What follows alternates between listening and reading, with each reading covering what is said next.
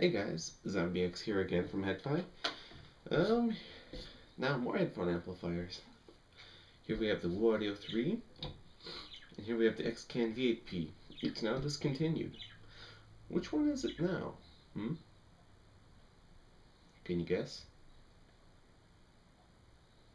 It's the X-CAN this time. Excuse me.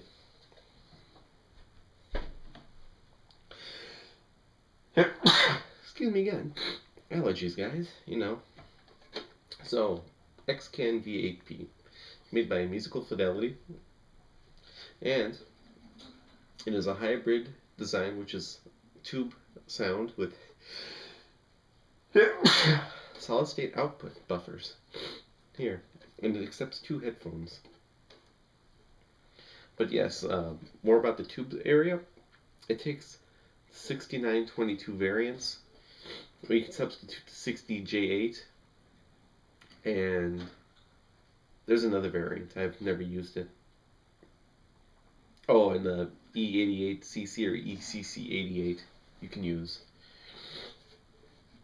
I use Bugle Boy 60J8s in here because I like their sound. But it's quite a powerful amp, I would say. It could do up to 1.3 watts into 32 ohms, which is pretty high power. I suspect at 16 ohms it could do, I don't know about double that, but a bit more power. And it could also power high impedance headphones pretty good. I know my Beyerdynamic T1 sounded pretty good on this, so it could drive it okay. But let's see, HD600 sounded pretty good. But some of the other Beyerdynamic models it kind of struggles on, like the DT880 and the DT990 and the 600 ohm versions. They kind of make it run out of steam, it seems. It doesn't have enough. Because, I don't know how well you can see it, but the DT880s, the volume has to be right here for it to be loud. But with my T1s, it has to be about right there. And then HD600 is a little bit up, right there. And then I tried the K501 on here, which is also kind of high impedance, 120 ohms. And that one is like right around the same area that the T1 was. So it could drive the K501 pretty good. But yeah, it's a pretty good amp, pretty powerful. It is starting to show its age sonic-wise, though. You could tell it doesn't have much detail as a lot of the newer amps out there, which is okay. I mean, it's not really a high-end headphone amp. I consider it mid-fi, and it does sound mid-fi to me. It doesn't bother me in the least. Now at the back, you can see we have Preamp Out, which is driven by the volume knob on the front there. It's kind of cool, but I find it kind of hard, especially if you're using headphones at the same time and you want to use the pre-out. You can't do it that way because the signal's pretty quiet, so you have to turn it up almost halfway to get it loud, but by then your headphones are screaming.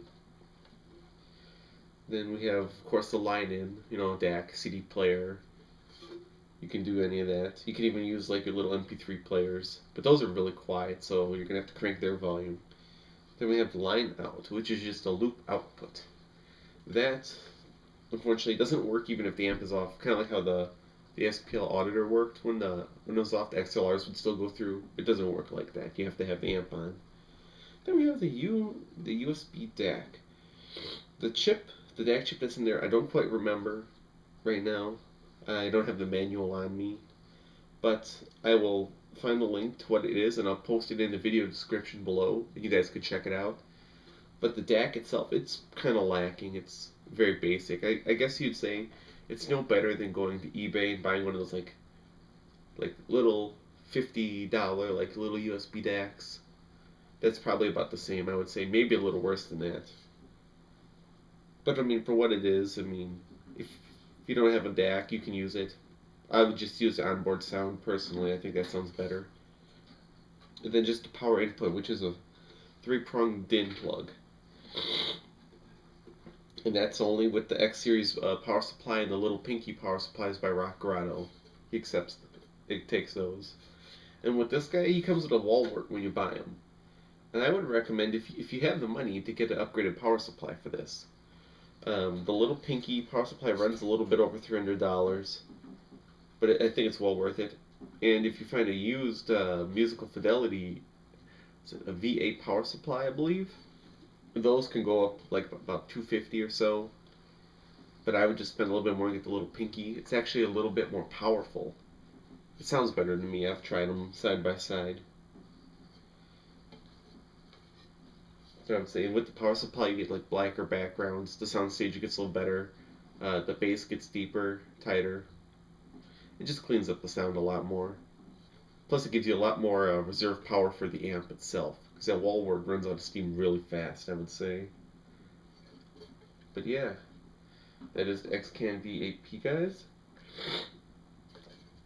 Musical Fidelity. Too bad it was discontinued. It's a really good headphone amp. If you find one pretty cheap, I would recommend getting one.